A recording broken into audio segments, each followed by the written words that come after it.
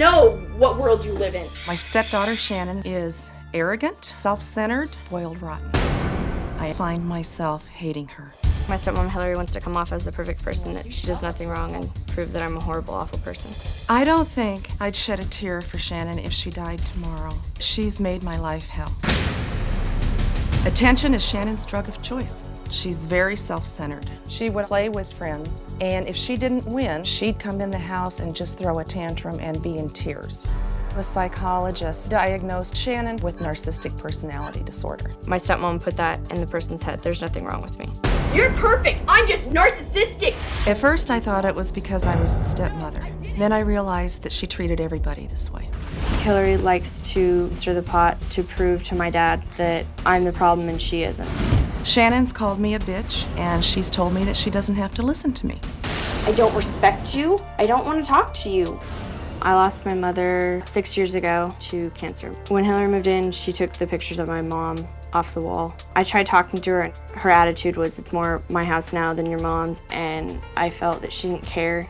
I have no respect for Hillary as a person or as a mother. Shannon thinks that the whole world is the problem, and not her. We looked for behavioral schools, and we finally found one in Mexico. We told her that we were going on vacation, and when we got there, Robert told Shannon this was her new school and her new home. The fact that your parents are gonna take you to Mexico and drop you off in a boarding school and leave you there and lie to you, I was really pissed off and hurt. Hillary was behind taking me to this boarding school. If my mom was still alive, there's no way my dad would do it. You found it and you know you did. If my mom was alive, you know that wouldn't happen. Your mother wanted to send you away a long time ago. ago. You are so full of it. The staff said she was the toughest case they had ever had. While I was at my boarding school, Hillary's daughter moved into my room. When I got home, my stuff was packed up. Pictures of my mom are gone. When Shannon came home, we believed that she had changed. She's an excellent manipulator. How was your day at work, Shannon? When Hillary's not around, my dad acts different. My sister acts different. As soon as she comes back, there's fights. You change him. I do not change him. Yeah, you do. I feel like the scapegoat for everyone's problems. You're blaming me for everything. I don't care. Do you really mean what you say when you say if she died tomorrow, you wouldn't shed a tear?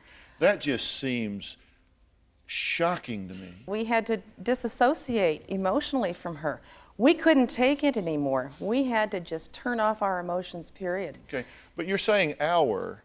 It's like, are you like the representative for the family? I was asking you about you. Well, yeah. You said, I wouldn't shed a tear if she died tomorrow. You wouldn't say that, would you?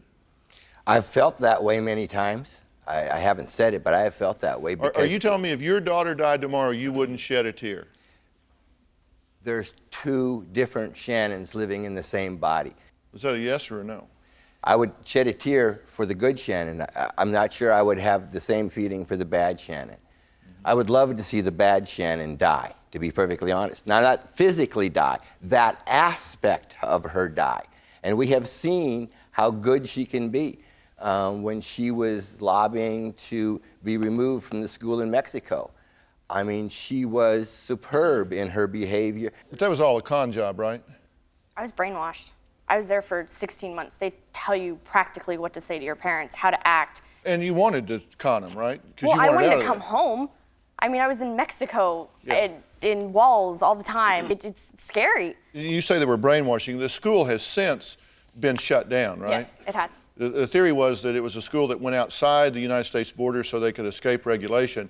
But then the Mexican government said there were allegations of abuse and neglect and all sorts of things. So you use these words to describe her. You said she's just not human. She's arrogant, self-centered. She's an enigma, master manipulator, habitual liar, and a con artist that's getting by life in the skin of her teeth. And as her stepmother, you've just flat out called her a bitch. I did one day. I had sort of had it, and it was just another manipulation that she did. And so I said, well, I've never tried this before, so maybe I need to get down to her level, and that was a mistake, and I know that. But so you didn't say it in anger, it was calculated. Do you have a story or a question for me? Click the link in the description and tell me what in the world is going on.